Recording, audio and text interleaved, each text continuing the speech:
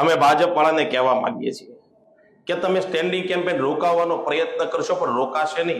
અને જ્યારે કામનો હિસાબ સામે આવ્યો છે તો એને ડર છે કે લોકો મત નહીં આપે ને અમે હારી જઈશું. કે વાંધો શું છે આમ આદમી પાર્ટી સ્ટેન્ડિંગ કેમ્પેન કરે, ભાજપમાં ઓકાત હોય એની તાકાત હોય તો આવો તમે સ્ટેન્ડિંગ કેમ્પેન કરો. તમે તમારા મુદ્દા લોકોની વચ્ચે મૂકો, લોકો તમને જવાબ આપશે. ગુજરાતમાં જાણે ભારતીય જનતા પાર્ટી અને પોલીસનું ગઠબંધન થયું હોય એવું લાગે છે. શું એવું લાગે છે આમ આદમી પાર્ટીના કાર્યકર્તાઓ નેતાઓ પર કેસ કરશે તો આમ આદમી પાર્ટી ડરી જશે ને બેસી જશે? જનતાના પ્રશ્નો માટે, જનતાના હિત માટે, જનતા માટે આમ આદમી પાર્ટીનો ઉદ્ભવ થયો છે. પણ તમારી એ તેવડ નથી કે તમે લોકોની વચ્ચે જઈને તમે એમ કહી શકો કે અમે આ કર્યું, અમે આ કર્યું, બતાવી શકો એ હાલતમાં નથી.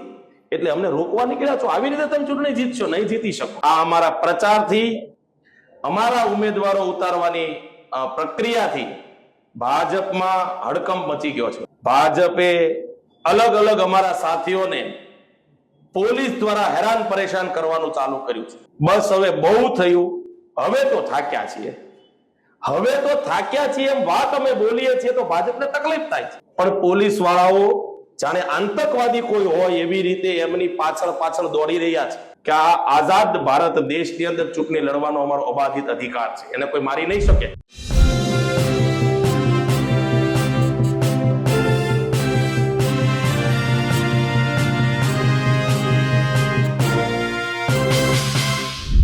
પોલીસ ગુજરાતમાં આમ આદમી પાર્ટીનું કેમ્પેન રોકવા માટે બીજેપીના ઇશારે કાર્ય કરી રહી છે. આ આરોપ આમ આદમી પાર્ટીના નેતાઓ હવે ખુલ્લેઆમ લગાવી રહ્યા છે. ચૂંટણી જ્યારે જાહેર થઈ ગઈ છે ને આમ આદમી પાર્ટીના નેતાઓ, સ્થાનિક આગેવાનો અને ઉમેદવારો પ્રચાર કરી રહ્યા છે ત્યારે તેમના કેમ્પેનને રોકવામાં આવી રહ્યા છે. ખાસ કરીને સુરત અને અમદાવાદમાં જે સ્થાનિક નેતાઓ છે તે આરોપ લગાવી રહ્યા છે કે બહુ થાક્યા, હવે બહુ થયું, એવા પ્રકારના જે કેમ્પેન છે તેનાથી ભાજપ ડરી ગઈ છે અને એટલા માટે પોલીસને આગળ મોકલીને તેમના કેમ્પેનને અટકાવવામાં આવી રહ્યા છે. તેમના સ્થાનિક નેતાઓને જે છે તેની અટક કરવામાં આવી રહી છે. નમસ્કાર, હું છું ચિંતામણી પુતણી પટેલ. સ્વાગત છે આપનું અમારા આ કાર્યક્રમમાં. આવો સાંભળીએ અમદાવાદથી ગૌરી દેસાઈ અને સુરતથી રજનીકાંત વાઘાણી શું આરોપ લગાવી રહ્યા છે. રજનીકાંત વાઘાણી, સુરત લોકસભા પ્રમુખ, આમ આદમી પાર્ટી. ગઈકાલે આમ આદમી પાર્ટીનું સુરત મહાનગરપાલિકાની ચૂંટણીને લઈને પ્રથમ લિસ્ટ જાહેર થયું. 75 જેટલા ઉમેદવારો આમ આદમી પાર્ટીએ જાહેર કર્યા અને ચૂંટણી જાહેર થયાથી લઈને આજ દિવસ સુધી અમારા જે પ્રમાણે કેમ્પેનો ડિઝાઇન થઈ રહ્યા છે, લોકોની વચ્ચે જે પ્રમાણે આમ આદમી પાર્ટી જઈ રહી છે, ત્યારે આ અમારા પ્રચારથી, અમારા ઉમેદવારો ઉતારવાની પ્રક્રિયાથી ભાજપમાં હડકંપ મચી ગયો છે. ભાજપ આ ચૂંટણીની અંદર આમ આદમી પાર્ટીના વધતા પ્રભાવને જોઈને બોગલાઈ ગઈ છે. ભાજપે અલગ અલગ અમારા સાથીઓને પોલીસ દ્વારા હેરાન પરેશાન કરવાનું ચાલુ કર્યું છે. અમારા સંગઠનના સાથીઓ, અમારા સંભવિત દાવેદારો, અસંભવિત ઉમેદવારો, અમારા જાહેર થયેલા ઉમેદવારોને પોલીસ દ્વારા યેન કેન પ્રકારે હેરાન કરવાનું ચાલુ થયું છે. અમારા સંગઠનના સાથીઓ વિસ્તારની અંદર જ્યારે ડોર ટુ ડોર પ્રચાર કરતા હોય, સવારમાં સ્ટેન્ડિંગ કેમ્પેન કરતા હોય, ત્યારે પોલીસના માણસો આવીને એમને પકડે છે, ડિટેન કરે છે. આમ આદમી પાર્ટી એ લોકોની પાર્ટી છે, લોકોની માટે બોલી રહેલી પાર્ટી છે, લોકોની પીડાની વાત અમે કરીએ છીએ. અમારા કેમ્પેનનું સ્લોગન છે, બસ હવે બહુ થયું, હવે તો થાક્યા છીએ, હવે તો થાક્યા છીએ એમ વાત અમે બોલીએ છીએ તો ભાજપને તકલીફ થાય છે. ભાજપને એવું છે કે તમે થાક્યા એવું બોલો નહીં. એટલે ભાઈ થાકી ગયા તો અમે એમ કહીએ છીએ થાક્યા છીએ, એ નહીં બોલવાનું. અરે વાહ, ભાજપ પોલીસને આગળ કરી અમારા સ્ટેન્ડિંગ કેમ્પેનને રોકવા માટેનો પ્રયત્ન કરી રહી છે. અમે ભાજપ વાળાને કહેવા માંગીએ છીએ કે તમે સ્ટેન્ડિંગ કેમ્પેન રોકાવવાનો પ્રયત્ન કરશો પણ રોકાશે નહીં. અમે તાકાતથી, અમારી મજબૂતાઈથી આ સ્ટેન્ડિંગ કેમ્પેન દિન પ્રતિદિન વધારતા જવાના છીએ. અમે આ સુરતના જનતાનો અવાજ છીએ, સુરતના લોકોના દિલોમાં જે વાત પડી છે, જે એ વ્યથાનો અનુભવ કરે છે, અમે બોલી રહ્યા છીએ. ત્યારે આજે અમારા ઉધનાના કાર્યકર્તાઓ જ્યારે સ્ટેન્ડિંગ કેમ્પેન કરતા હતા ત્યારે ભાજપના કહેવાથી ત્યાં પોલીસ વાળા સિંઘમ બનીને પહોંચી ગયા અને અમારા કાર્યકર્તાઓને પોલીસ સ્ટેશને લઈ ગયા. અમારા 2 દિવસ પહેલા કાપોદ્રાની અંદર સ્ટેન્ડિંગ કેમ્પેન થતું અને પોલીસ સિંઘમ બની આવી અને ડિટેન કરવાની વાત કરવા મળી.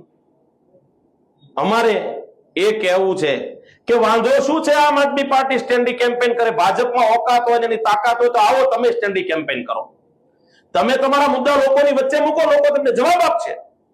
પણ તમારી એ તેવડ નથી કે તમે લોકોની વચ્ચે જઈને તમે એમ કહી શકો કે અમે આ કર્યું, અમે આ કર્યું, બતાવી શકો એવી હાલતમાં નથી. એટલે અમને રોકવા નીકળ્યા છો, આવી રીતે તમે ચૂંટણી જીતશો નહીં, જીતી શકો. અમે સ્ટેન્ડિંગ કેમ્પેન કરી રહ્યા છે, અમે લોકોની વચ્ચે જઈ રહ્યા છીએ, લોકોની વાતો અમે સાંભળીએ છીએ, એમની વેદના અમે લખીએ છીએ, ત્યારે ભાજપને તકલીફ થાય છે. અમારા આગેવાન ગોડાદરા વિસ્તારની અંદર આમ આદમી પાર્ટીનું ઉભરતું નામ એવા શ્રવણ જોશીની ઉપર એક હમણાં એફઆઈઆર કરવામાં આવી અને એફઆઈઆર માં એવું કહેવામાં આવ્યું, અને એફઆઈઆર એ કોણે કરી? એ વોર્ડ નંબર 26 ના ગઈ ટર્મના કોર્પોરેટર એવા ત્યાંના ભાઈનું નામ મને ભૂલાઈ ગયું, અમિતસિંહ રાજપૂત દ્વારા એફઆઈઆર કરવામાં આવી. એ એફઆઈઆર એમણે એટલા માટે કરી કે શ્રવણ જોશી કેવી રીતે લોકોની વાત કરવા મળ્યો. શ્રવણ જોશી મારવાડી સમાજમાંથી, બ્રહ્મ સમાજમાંથી આવનારો યુવાન છોકરો કેવી રીતે ભાજપને એક્સપોઝ કરે છે, એટલે શ્રવણ જોશીને ડરાવવા માટે એક ફરિયાદ કરી કે આ શ્રવણ જોશીએ મારી ઇમેજ બગાડવાની કોશિશ કરી છે, એમને પકડી લ્યો, પોલીસ દાદા આગળ થાવ. પણ શ્રવણ જોશી એ આવી એફઆઈઆર થી ડરશે નહીં.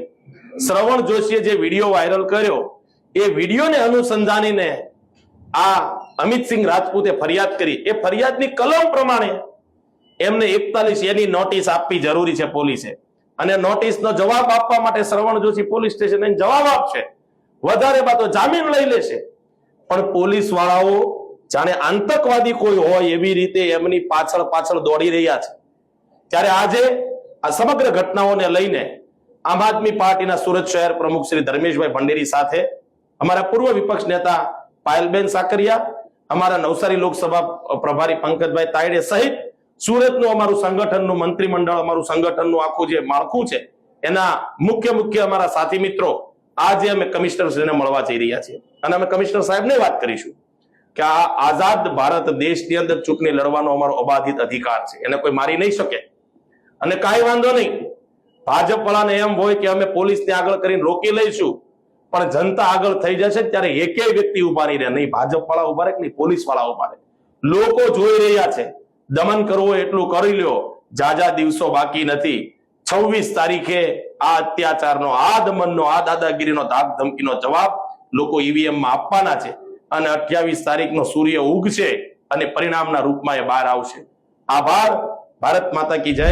ગુજરાતમાં જાણે ભારતીય જનતા પાર્ટી અને પોલીસનું ગઠબંધન થયું હોય એવું લાગે છે, કારણ કે ગુજરાતમાં ચૂંટણી જાહેર થઈ ગઈ છે અને ભારતીય જનતા પાર્ટીએ 30 વર્ષના શાસનમાં, એક હતું શાસનમાં, તેને કશું જ કામ નથી કર્યું.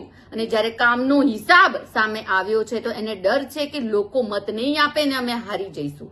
તો એના માટે ભારતીય જનતા પાર્ટી આજે પોલીસને આગળ કરી અને આમ આદમી પાર્ટીને જે લોકચાહના વધી રહી છે, લોકોનો પ્રેમ મળી રહ્યો છે, ભારતીય જનતા પાર્ટીને ડર લાગે છે કે આમ આદમી પાર્ટી મજબૂતાઈથી જીતી જશે અને ભારતીય જનતા પાર્ટી હારી જશે.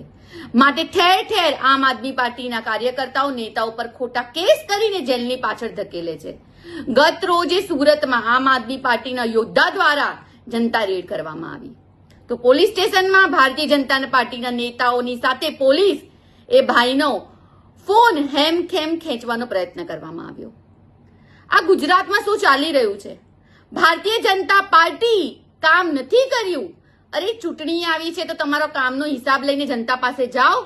તમે 5 વર્ષમાં શું કામ કર્યું, જનતાના ટેક્સના પૈસાનું શું કર્યું એનો હિસાબ આપો. ના, પણ કામ નથી કર્યું, માટે તેમને ખુરશી ખોવાનો ડર છે અને પોતાની લીટી લાંબી કરવાની જગ્યાએ બીજાની લીટી નાની કરવાની જે પ્રણાલી છે તે ભારતીય જનતા પાર્ટી એમાં કામ કરી રહી છે.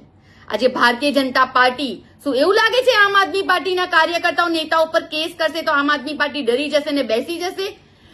જનતાના પ્રશ્નો માટે, જનતાના હિત માટે, જનતા માટે આમ આદમી પાર્ટીનો ઉદ્ભવ થયો છે.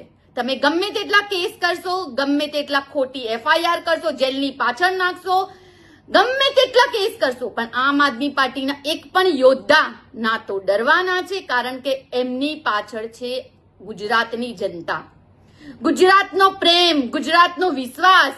આમ આદમી પાર્ટી ગુજરાતના લોકોથી, લોકોના વિશ્વાસથી ઊભી છે અને આ વિશ્વાસ એટલો મજબૂત છે કે તમને આવનારી ચૂંટણીમાં આ જાકારો આપશે જનતા. જે રીતે તમે સામ દામ દંડ ભેદની નીતિ અપનાવી રહ્યા છો તે ગુજરાતની જનતા જોઈ જ રહી છે. નાના માણસોને આમ આદમી પાર્ટી, ભારતીય જનતા પાર્ટી તો વિશ્વની સૌથી મોટી પાર્ટી. તમને શાનો ડર હોય? તમે કામ કર્યું તો શાનો ડર હોય? પણ ડર એટલે છે કે એમને કામ નથી કર્યું, જનતાના પૈસે લીલા લહેર કરી છે અને જનતા એનો જવાબ માંગશે. જવાબ એમની પાસે છે નહીં, એટલે વિપક્ષને દબાવવાનો પ્રયત્ન કરી રહ્યા છે. પણ ફરીથી કહું છું, આમ આદમી પાર્ટી ક્યારે ડરી નથી અને ડરવાની નથી. જનતાના પ્રેમ સાથે આમ આદમી પાર્ટી લડશે અને બહુમતીથી જીતશે. જય હિન્દ, જય જય ગરવી ગુજરાત.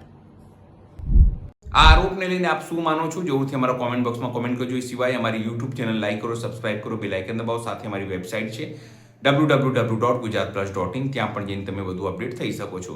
અત્યાર માટે બસ આટલું જ. નમસ્કાર.